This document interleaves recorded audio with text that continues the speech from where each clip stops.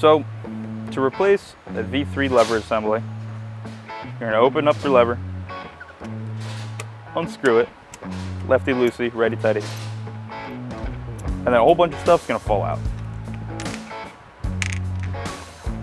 So there's everything that makes up a V3 lever assembly. Oh, there's everything. So to put it all back together, you're going to take your plastic lever.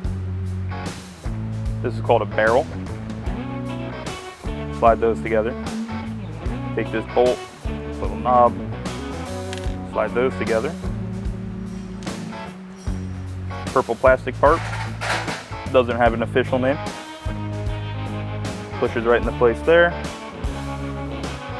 You're gonna take the little bolt here, push it through. A little spring goes on the other side, right there.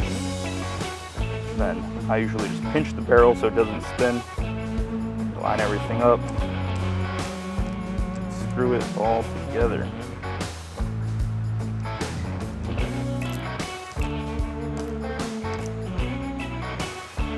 There you go.